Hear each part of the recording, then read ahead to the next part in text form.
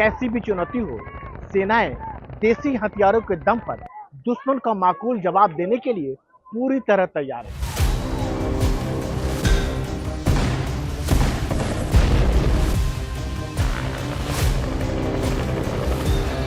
60 के दशक में जब इंडियन एयरफोर्स में मिग को शामिल किया गया तो पूरी दुनिया में इसके टक्कर के गिने चुने फाइटर प्लेन थे।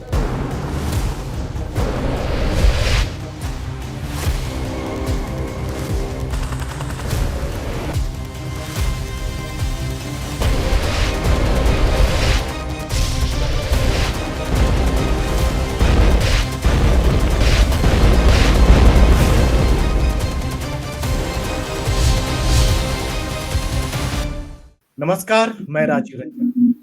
वतन के रखवाले में आपका स्वागत है। आज बात पड़ोसी देश पाकिस्तान के क्वेटा से पेशावर जाने वाली जाफर एक्सप्रेस को बलूच लिबरेशन आर्मी ने हाईजैक कर लिया। करीब 24 घंटे की कार्रवाई के बाद पाक सेना ट्रेन और बंदूकों को रिहाई करवा पाई। यह अलग बात है कि इस ऑपरेशन में सेना और कई बंदूकों की मौत हो गई। बजाय अपने खुफिया विभाग की नाकामी का फेलियर बताने के, पाक इसके लिए पहले अफगानिस्तान और अब भारत को जिम्मेदार ठहरा रहा है। आखिर बलूच क्यों हो गए फिर से बागी? 1947 से ही क्यों पाक के विरोध में है बलूच के लोग? पाकिस्तान की खस्ता आर्थिक हालत और कमजोर लोकतंत्र कितना है जिम्मेदार, और यह कितनी चिंता वाली बात है? यह जानने और समझने के लिए हमारे साथ 3 खास मेहमान हैं। पाकिस्तान से हैं फराज सईद, और बलूचिस्तान के हमारे साथ हैं अमर मुस्तिखान, और दिल्ली से हिंदुस्तान से हैं मेजर जनरल संजय मिस्टन। पहला सवाल फराज साहब आपसे है कि आदमी, गाड़ी, प्लेन का हाईजैक करने की हमने बात सुनी थी, पर पैसेंजर से भरी ट्रेन का अगवा करना बहुत बड़ी बात है। इसको आप कैसे देखते हैं? देखिए, ये ऑफ कोर्स दहशतगर्दों का एक नया एलिमेंट सामने नजर आया है, जो बीएलए टेररिस्ट हैं, बिकॉज वहां से जहाज नहीं गुजरता, वहां से बसेस गुजरती नहीं है, और बसेस पे अटैक वो करते रहे हैं माजी के अंदर, और टारगेटेड किलिंग ही करते रहे हैं। ट्रेन को हाईजैक करना बेशक एक बहुत बड़ा इनका एक मंसूबा था, जहां इन्होंने हॉस्टेज क्राइसिस क्रिएट किया, और बिकॉज वो ट्रेन इतनी रगेड है, इतनी ट्रेचरस है कि वहाँ की जो एक्सेस है वो बड़ी मुश्किल है।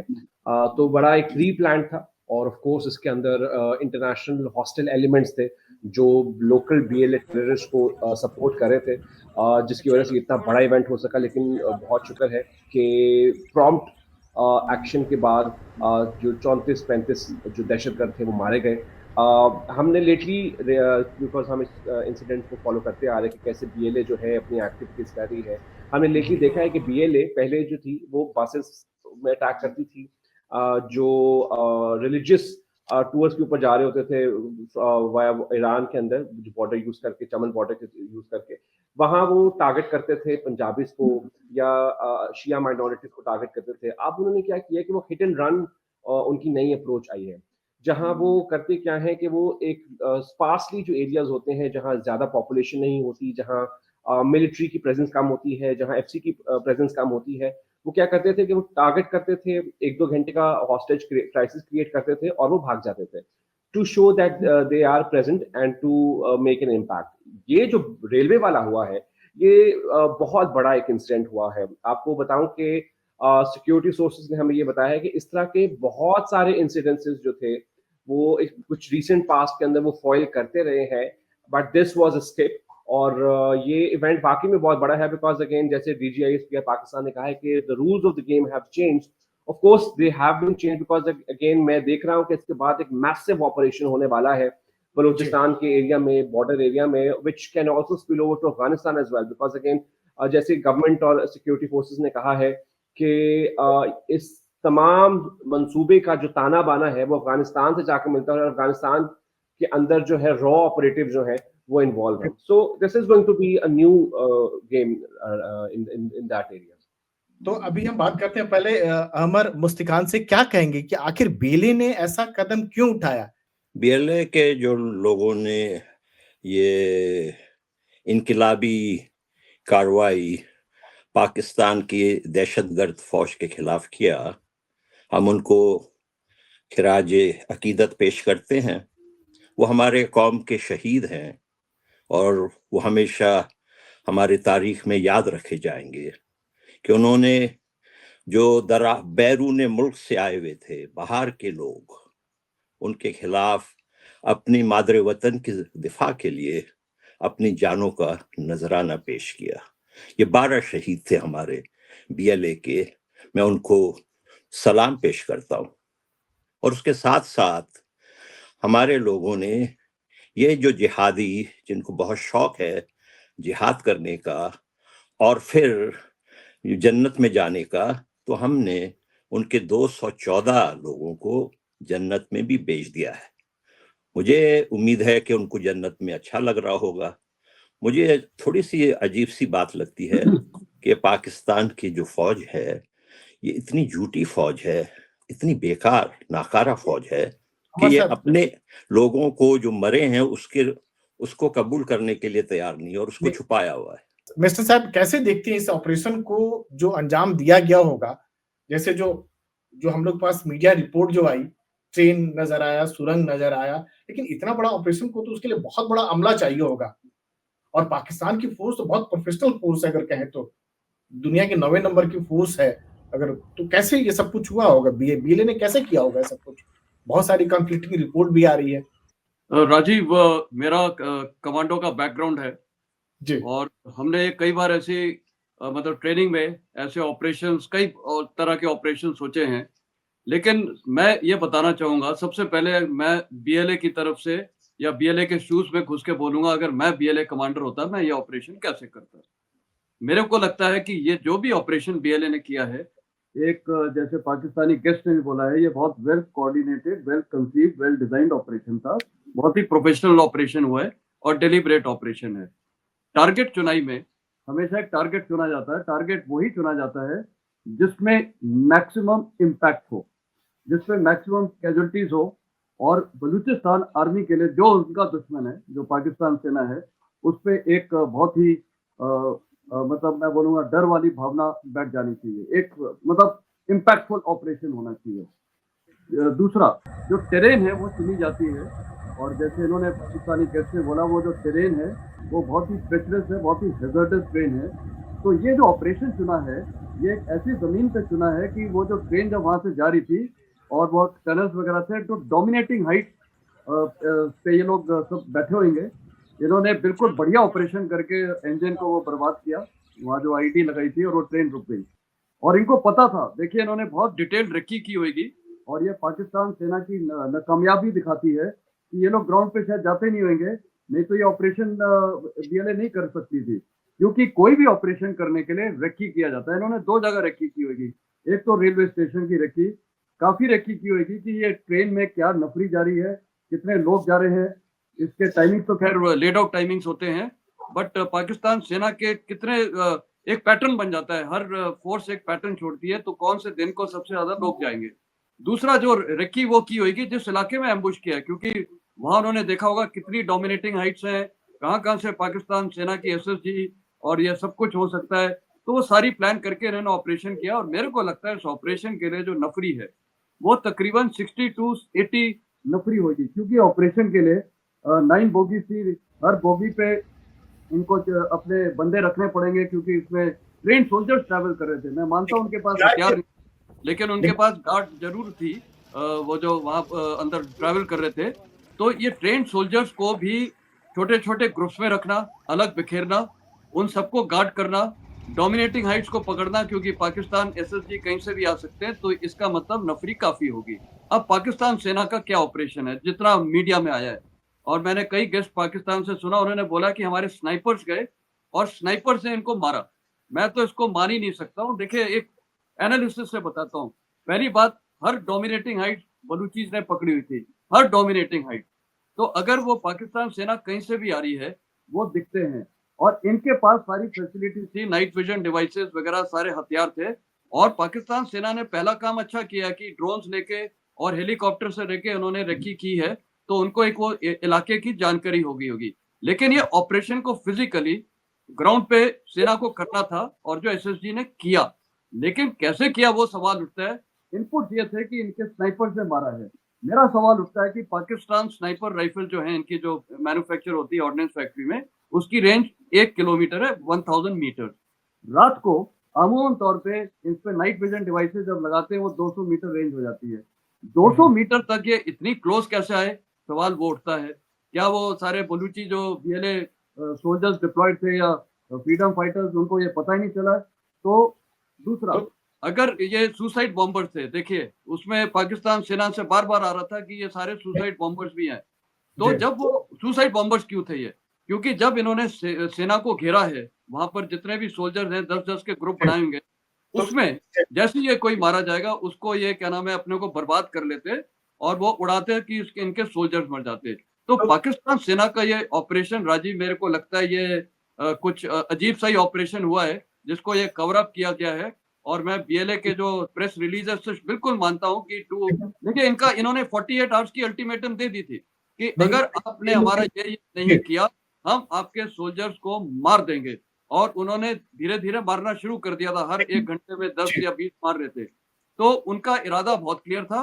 पाकिस्तान सेना का भी शायद इरादा क्लियर था कि चाहे हमारे सोल्जर्स मरे या जो भी है, हम जाके ये ऑपरेशन करेंगे। ये जनरल साहब से बात, फराज साहब आपको क्या लगता है कि ये अनप्रोफेशनल एक ऑपरेशन था आईएसआई की जो खुफिया एजेंसी और बाकी सारे की नाकामी, जिसको कह सकते हैं कि इतना बड़ा कुछ हो गया और उनको जानकारी तक नहीं लगी, कुछ पता ही नहीं लगा?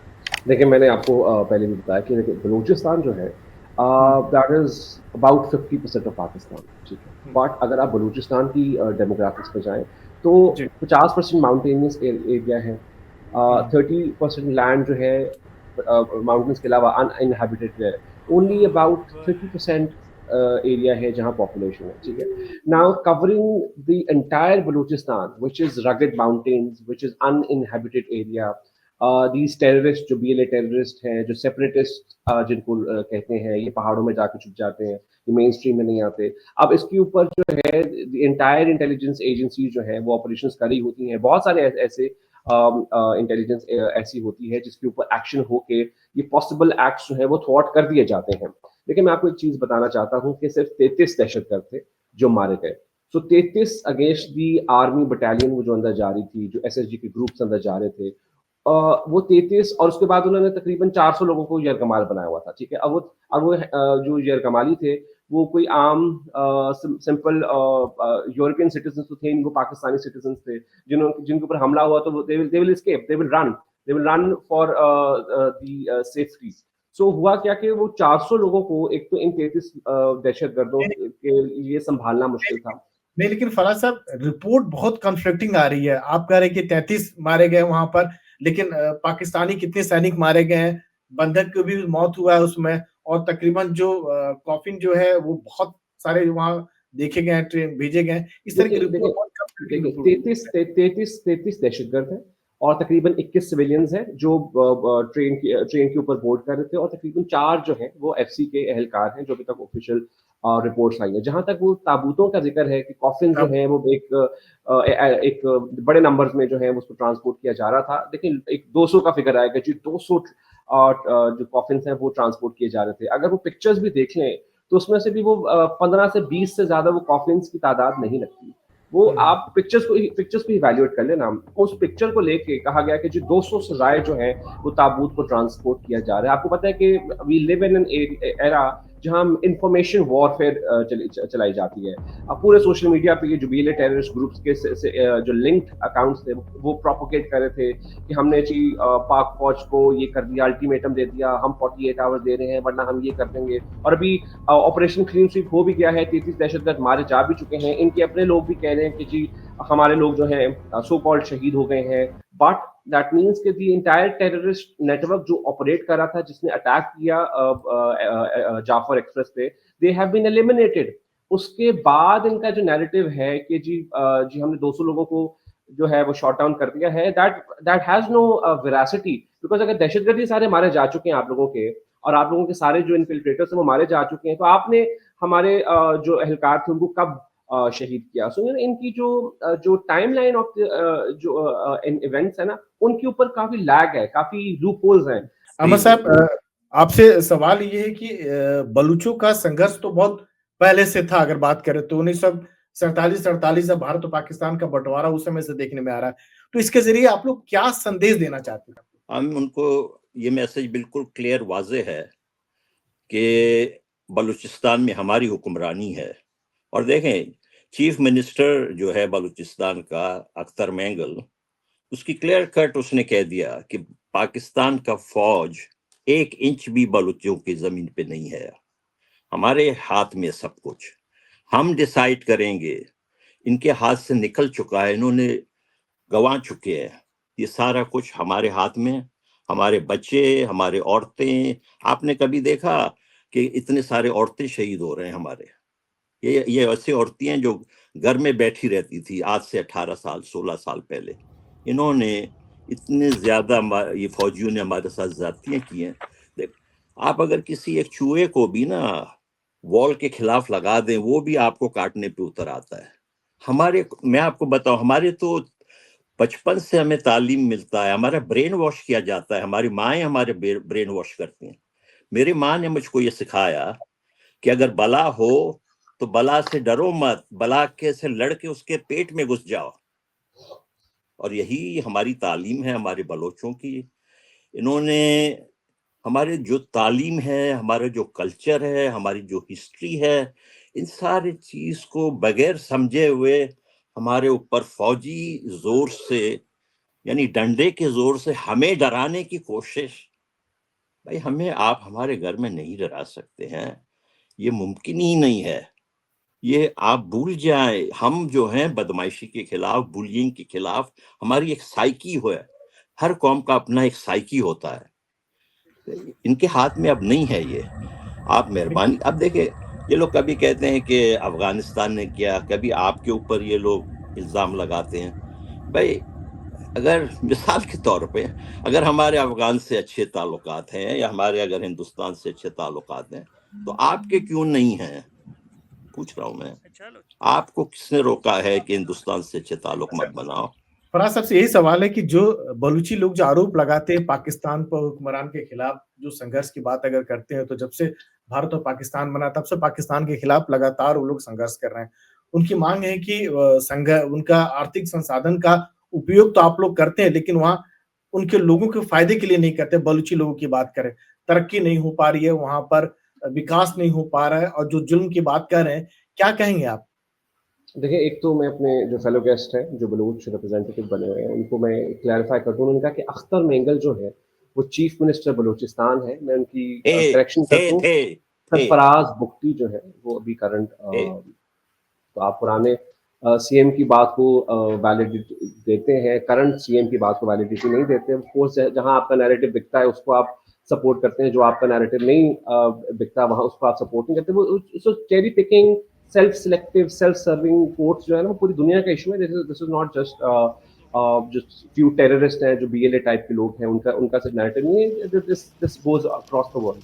जहाँ तक आपके सवाल की बात है, मैं आपको बताता चलूँ कि मैं इसको एक्नॉलेज हमेशा से करता आ रहा हूँ। I been an academic, I been following journalism for past good 10-15 years. I worked on the issues of Balochistan.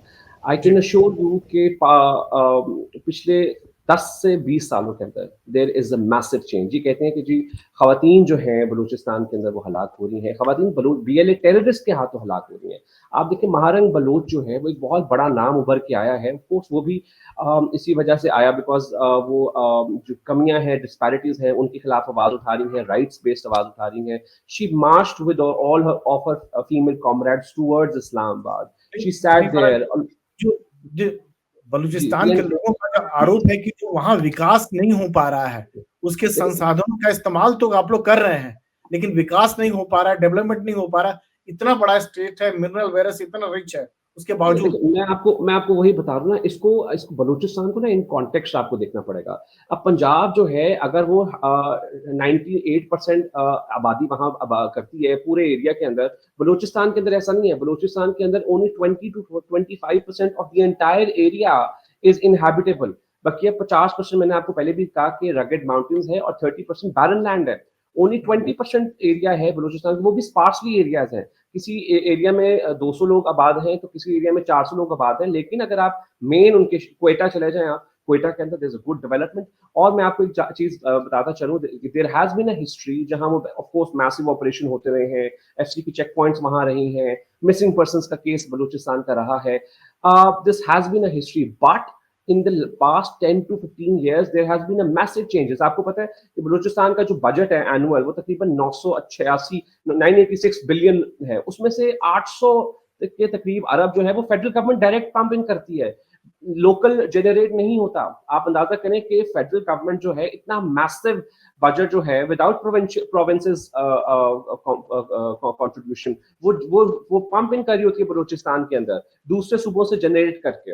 So federation जो है वो मैसिव बिलियंस ऑफ पंप करती है, वहां हर 5 साल बाद इलेक्शंस होते हैं। चाइना पाकिस्तान इकोनॉमिक कॉरिडोर की अक्सर ये बीएलए टेररिस्ट वाले बात करते हैं कि जी हमें चाइना को बेच रहे हैं। भाई चाइना पाकिस्तान इकोनॉमिक कॉरिडोर एक पाकिस्तान का नेशनल अग्रीमेंट है जिसके अंदर जब वो नेटवर्क बनेगा तो उसके अंदर इंडस्ट्रियलाइजेशन होनी है, उसके अंदर स्पेशल इकोनॉमिक जोन बनने हैं, हजारों की तादाद में जॉब्स क्रिएट होनी है। अब ये चाहते हैं कि सीपैक ना बने, वो सीपैक नहीं बनेगा तो ये जॉब्स क्रिएट नहीं होंगी, बिकॉज जॉब्स क्रिएट हो गई तो वो अनएम्प्लॉयड यूथ को ये लोग जो हैं वो उनकी जहन साजी नहीं कर सकेंगे, क्योंकि जो यूथ को जॉब्स मिल जाएंगी, यूथ को इकोनॉमिक अपॉर्चुनिटीज मिल जाएंगी। और मैं आपको एक चीज बताता चलूँ कि बलूचिस्तान, देखें Balochistan is an integral part of Pakistan, ये अपने आप को कंसिडर करते हैं। ये जो पहाड़ों के दहशतगर्द हैं, ये जो पहाड़ों के अंदर जाकर छुप जाते हैं, फिर उसके बाद पाकिस्तान की स्टेट के साथ ये रेबेल करने की कोशिश करते हैं। देखिए हम जो है ना वेस्टरफीलिया ट्रीटी जब साइन हुई थी ना 1800 के अंदर, तो उसके बाद हम नेशन स्टेट्स हैं, तो नेशन स्टेट्स के अंदर जो है ना, और उसके बाद स्पेशली जब वर्ल्ड वॉर 2 खत्म हुई तो उसके बाद जो रेबेल ग्रुप्स की जो ख्वाहिशात हैं कि जी अब आप अपनी अलग रियासत बनाएंगे, ये आजकल मॉडर्न डे एरा में नहीं होता। So they should also come main stream, इनको होना चाहिए, बिकॉज ये मेन स्ट्रीम होते नहीं है। इनको पता नहीं है कि शायद वहाँ बलूचिस्तान की असेंबली में इलेक्शन होते हैं, हर 5 साल बाद वहाँ उनके रिप्रेजेंटेटिव्स आते हैं और वो बिलियंस ऑफ रुपीज इनकी कॉन्स्टिट्यूएंसीज में खर्च करते हैं, बट बिकॉज ये चाहते हैं कि जी रगेड माउंटेन्स के अंदर देखें जी अब डेवलपमेंट नहीं हो रही, तो रगेड माउंटेन्स के अंदर कौन डेवलपमेंट करता है? तो अमर साहब ये जो बता रहे हैं, फराज साहब जो बता रहे हैं कि बलूचिस्तान में तो विकास की गंगा बह रही है और आप लोग इस तरह विरोध कर रहे हैं, आंदोलन कर रहे हैं, सब कुछ कर रहे हैं, और अब तो अलग होने का सवाल ही नहीं पैदा होता, ऐसा कह रहे हैं। देखें अब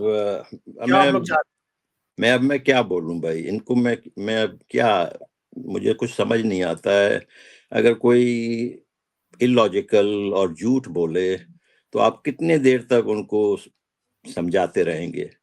आप सबसे पहले तो अपने मुल्क के जो बुनियादी प्रॉब्लम है उसको आइडेंटिफाई करें। आपका मुल्क का बुनियादी प्रॉब्लम ये है, आपका फौज है। आपका फौज जो है वो एक बिजनेस कर रहा है, उसके 40 बिलियन कमर्शियल एंटिटीज चला, 40 बिलियन 50 उनके एंटरप्राइजेस, समझ रहे हैं?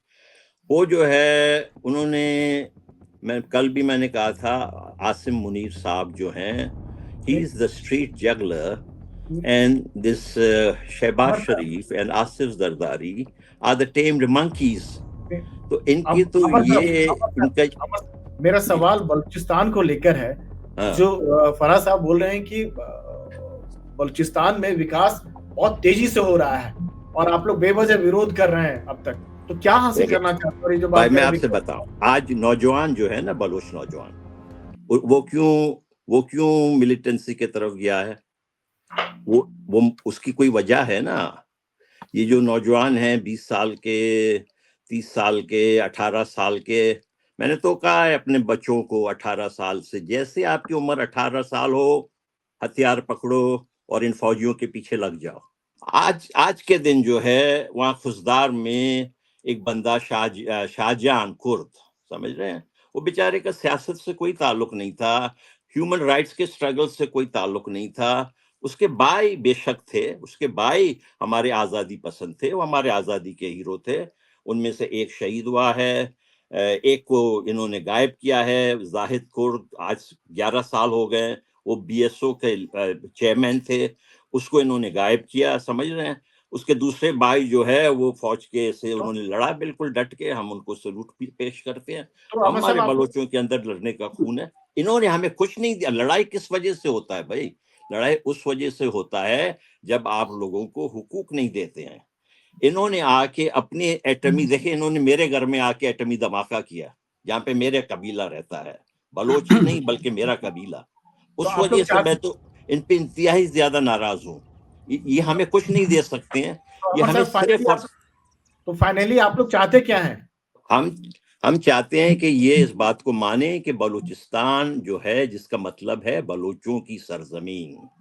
जी जी, जनरल मिस्टर, आप इन सारी चीजों को कैसे देखते हैं? पाकिस्तान में जो घटना हुई है, इसको लेके कैसे देखते हो? जो बलूचिस्तान के लोग जो वहां अपनी सरजमी की बात कर रहे हैं, आजादी की बात कर रहे हैं, पाकिस्तान कह रहे हैं कि ये संभव नहीं है, इसको कैसे इस मौजूदा दौर में कैसे देखते हैं? और क्या लगता है कि इसका हिंदुस्तान पर भी कुछ असर पड़ सकता है? ये क्लियर कट मैसेज है कि बलूचीज वहां पर पाकिस्तान आर्मी की टेररिज्म को स्वीकार नहीं करेंगे और बलूचिस्तान अपने अधिकार और आजादी के लिए लड़ेंगे। साथ में खैबर पख्तूनवा जो वहां पश्तून्स हैं वो भी अपनी आजादी के लिए लड़े हैं और जो 1893 ट्रीटी से पहले अफगानिस्तान होता था वही हो जाएगा। ये बलूचिस्तान और ये जो खैबर पख्तूनवा है जितने भी वो पार्ट थे 1893 से पहले वो वहां मिलेंगे और पीओके वो है हिंदुस्तान में वापस आएगा। मैं इसलिए वो बोल रहा था 1800 का ये जो नेशन स्टेट की थ्योरी बता रहे हैं, पाकिस्तान का आधार किस बेसिस पे हुआ था? एक बेसिकली मजहब के आधार पे। कोई स्टेट आज तक मजहब के आधार पे पैदा हुआ है? बिल्कुल नहीं। फराज साहब, एक और खबर आ रही है कि बलूचिस्तान में ही पाकिस्तानी आर्मी के कॉन्वे पर बीएलए ने एक और बड़ा हमला किया है, जिसमें कई सारे पाकिस्तानी सैनिकों को मारे जाने की खबर है इस हमले में। देखिए, जो जाफर एक्सप्रेस अटैक था ना, उसके 2 दिन बाद भी, कल और परसों और कल भी कुछ इसी तरह के अटैक्स हुए हैं। और ऑफ कोर्स देखिए, मैं आपको चीज बताता हूँ, जब टेरर ऑर्गेनाइजेशन जो है एक मैसिव स्केल पे एक अटैक करती है, ठीक है, तो उसके मतलब ये उसके स्प्लिंटर ग्रुप्स भी होते हैं साथ में, कि अगर बड़ा अटैक फेल हो जाता है तो उसमें छोटे छोटे अटैक्स भी करने हैं, ताकि वो एक नैरेटिव बिल्ड कर सकें, बिकॉज वो एक फोर्स के साथ आते हैं। ये प्री प्लान्ड, एक वेल मैनिफेस्टेड जो था ना, ऑर्केस्ट्रेटेड अटैक था, जो पेशावर जो क्वेटा से पेशावर जाफर एक्सप्रेस जारी की। फिर एक हमला होना कहीं ना कहीं पाकिस्तान की जो सेना की कमजोरी नहीं बता रहा है कि पाकिस्तान लगातार कमजोर होता जा रहा है, सैनिक तौर पर बात करें या आर्थिक तौर पर बात करें, कहीं ना कहीं दिखा रहा है। देखिए, सिक्योरिटी फोर्सेस के ऊपर जब अटैक होता है या सिक्योरिटी फोर्सेस कहीं ऑपरेशन कर रही हों और उसके रिएक्शन में कोई अटैक होता है, तो उसकी नाकामी नहीं समझी जाती। बिकॉज अगेन, जब आप एक वॉर टॉर्न एरिया के अंदर जा रहे होते हैं, जहाँ इन्फिल्ट्रेटर्स जो हैं उन्होंने अपने ही शहरियों के ऊपर, अपने ही इलाकों के ऊपर अटैक करना होता है, तो वहाँ इट्स वेरी ट्रेचरस एरिया। वहाँ अटैक्स भी होते हैं, वहाँ छोटे स्केल से लेके बड़े स्केल पर अटैक होते हैं, बिकॉज उन्होंने फुल गुरिल्ला वॉरफेयर अपने ही शहरियों, अपने ही इलाके के अंदर छेड़ी हुई है। तो ऑफकोर्स ना, सिक्योरिटी फोर्सेस जो ऑपरेशन क्लीन स्वीप करना है, तो उसके अंदर ये माइनर अटैक्स तो होते रहेंगे। मैं बस एक चीज क्लियर करना चाहता था कि मैं नहीं कहूंगा कि जी अगला बंदा झूठ बोल रहा है, बिकॉज अगेन आपको आर्ग्यूमेंट्स का जवाब आर्ग्यूमेंट से देना होता है, ना कि आप पर्सनल अटैक्स पे जाएं या आप अगले बंदे को कहेंगे कि तुम झूठे हो, ये फलां हो, बिकॉज ये बिलो द बेल्ट होता है। मैं इस तरह एंगेज नहीं करूंगा, बिकॉज एक एजुकेटेड एनालिसिस होते हैं, एजुकेटेड डिबेट करनी चाहिए।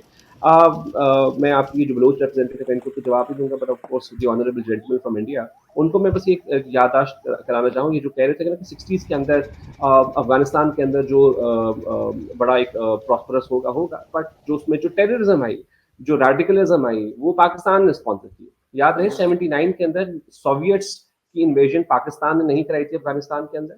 अमेरिकन एलाइज जो थे उनको हमने अट्रैक्ट नहीं किया था। It was the world powers who were playing, because वो सॉइल अफगानिस्तान हो रहा था, तो पाकिस्तान नेबर होने की वजह से पाकिस्तान को उसके अंदर इन्वॉल्व होना पड़ा। ठीक है, it was not that Soviets were invited by the Pakistanis to invade Afghanistan. So we have to be very clear on how the history has been unfolding. It is not Pakistan in making जो Frankenstein monster जो हमारे borders पे create किया गया। It is, ये पाकिस्तान में इसका कोई फायदा नहीं है। Pakistan could have been a very peaceful country without Soviets invasion in Afghanistan. So we have to be very clear, हमें amnesia से सफर नहीं करना चाहिए। तो अमर साहब, ये हमला जो है बीएलए का आखिर कब रुकेगा, कब तक अब रुकेगा? नहीं रुकने वाला भैया, अब नहीं रुकने वाला। बीएलए को अब ये आप बीएलए का नाम ले रहे हैं ना, अभी बीएलए मैंने तो कहा है अपने बच्चों से, औरतों से, बूढ़ों से, आपके पास जो हो, आपके पास गन हो तो गन से इनको मारें, अगर आपके पास छुरी हो तो इनके ऊपर छुरी फेंके, इनके ऊपर पत्थर फेंके। ये वेलकम हमारे सरजमीन पे नहीं है।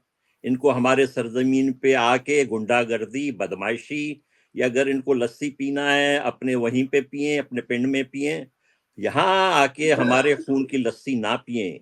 बहुत हो चुका है, हम तंग आ चुके हैं अपनी बच्चों की तस्वीरें देख देख के।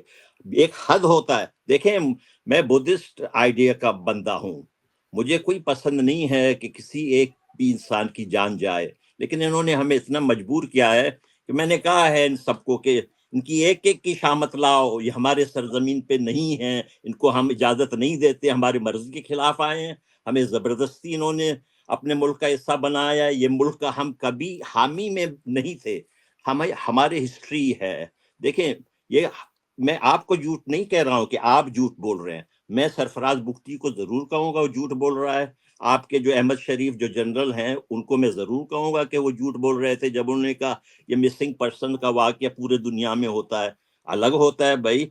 फिर सरफराज बुख्ती ने, मैं आपको बताऊं क्या कहा, सरफराज बुख्ती ने गौस बख्श बिजिंजो का नाम लिया। वो जो है मॉडर्न बलोच नेशनलिज्म के एक तरह से फाउंडर समझे जाते हैं। 47 में उन्होंने भरपूर तौर पे पाकिस्तान का मुखालिफत किया था, समझ रहे हैं। हमारे घर का बंदा था। उन्होंने जब उनकी वफात हुई, उन्होंने कहा मेरे वफात के बाद मेरा जनाजा इनके घर से निकले। तो मैंने उनसे पूछा, बाद में जो है वो प्रोविंशियल ऑटोनॉमी पे आ गए थे, समझ रहे हैं, लेकिन वो जो है, मैंने उनसे पूछा ये वजह क्या हुई, आप क्यों प्रोविंशियल ऑटोनॉमी पे आए, आप तो आज़ादी के सबसे बड़े वो थे। तो उन्होंने मुझे बताया कि जब ये हो रहा था पार्टीशन, तो हम गए वहाँ मौलाना अबुल कलाम आज़ाद के पास कि ये पाकिस्तानियों की नीयत खराब लगता है हमारे साथ, आप मेहरबानी करके हमारी ये गारंटी कराएं कि ये लोग हमारे अंदर घुस के ना आए। फिर मौलाना अबुल कलाम आज़ाद ने उनको जवाब दिया कि भाई मेहरबानी करके कुछ ना कुछ आप एडजस्टमेंट कर लें, वरना अंग्रेज को ये बहाना मिल जाएगा और वो ये इंडिया की आज़ादी को डिले कर जाएगा, समझ रहे हैं। ये था। दूसरी बात मैं आपको बताऊं, बहुत काम की, ये अच्छी तरीके से सुने, जो सिंध के जो बलोच थे, सिंध में भी बहुत बड़ी तादाद में बलोच हैं, जैसे कि सदर्न पंजाब में है, समझ रहे हैं। इसी तरह सिंध में बहुत बड़ी तादाद बलोचों की है। उन बलोच जो नोटेबल्स थे, उनका इजलास मेरे नाना दादा के घर में हुआ था, समझ, और यूनानिमसली हमने पाकिस्तान को रिजेक्ट किया था, यूनानिमसली। यहाँ तक सिर्फ ये नहीं, बल्कि बलूचिस्तान का झंडा उस घर पे, हमारे घर पे 7 महीने तक बलूचिस्तान का झंडा था कराची में, समझ रहे हैं। जिन्ना जो है, ये जिन लोग बहुत जिन्ना को पसंद करते हैं, जिन्ना तो सबसे बड़ा फ्रॉडिया जिन्ना था, सबसे बड़ा झूठा जिन्ना था। उसी ने सबसे पहले जो है फौजकुशी कराई बलूचिस्तान में, और प्रेस पे सेंसरशिप जो है जिन्ना ने कराई। इनको बड़ा शौक है ना, जिन्ना बहुत अजीम था, हमारे लिए इंतहाई जलील था, बिल्कुल बकवास आदमी था। तो जनरल मिस्टन, यहाँ तो आग और मतलब भड़कने की उम्मीद ज्यादा लग रही है कि बजाय शांत होने की। बिल्कुल, ये आग और भड़केगी, इसमें कोई शक नहीं है। और 2-3 पॉइंट्स में बोलना चाहूंगा। पहला तो जो पाकिस्तानी गेस्ट ने बोला था, मैं मानता हूँ सोवियत यूनियन आई थी और अमेरिका ने ये पाकिस्तानियों को मदद ली थी, लेकिन जनरल जियाउल हक का एम बहुत क्लियर था। उन्होंने ही तो ये कट्टरपन लेके आए, रेडिकलिज्म, सारा रेडिकलाइज उसने किया। जिहाद जब वहीं से निकला, ये मुजाहिद सारे उन्होंने ट्रेन किए थे। एनीवे, वो अभी डिफरेंट पार्ट है। दूसरा, ये जो भी बलूच गेस्ट बात कर रहे हैं, पाकिस्तान के एक किताब एक खान अब्दुल वली खान ने लिखी है जिसका नाम है फैक्ट्स और फैक्ट्स। वो मेरे को एक पश्तून ने दी थी। वो किताब आज पूरे पाकिस्तान में बैंड है। क्यों? बिल्कुल ये सही बोल रहे हैं, वो पूरी उसमें हो जाती है ये मोहम्मद अली ये जिन्ना की, कि उन्होंने किस प्रकार मजहब का नाम लेके और लोगों को, अपने लोगों को भी किस तरह वो गलत ठहराया। वो क्यों बैंड है पाकिस्तान में फैक्ट्स और फैक्ट्स? खान अब्दुल वली खान की, तो वली खान फ्रंटियर गांधी का ग्रैंडसन था। तो कहने का मतलब है, ये पाकिस्तान में जो हालात हैं ये खराब होते रहेंगे, और इसकी जिम्मेदारी सिर्फ पाकिस्तान सेना और ISI की है, लोगों की नहीं है। पाकिस्तान के आम लोग ठीक है। तो कहने का मतलब है जी, ये जी। जिम्मेदारी सिर्फ पाकिस्तान और की है जिसमें, और अभी आपने एक ट्रेलर देखा है, पाकिस्तान का अवाम खिलाफ खड़े हुआ है, कोर कमांडर के घर पे अटैक हुआ है, बिल्कुल, अटैक हुआ था, तो ये पाकिस्तान की बात तरफ खड़ी हो रही है। बिल्कुल। आप तीनों मेहमानों का एनडीटीवी से जुड़ने के लिए बहुत बहुत धन्यवाद। Thank you sir. फराज साहब आपका भी, अमर साहब आपका भी, और जनरल मिस्टर आपका भी बहुत बहुत धन्यवाद। थैंक यू सर, थैंक शुक्रिया।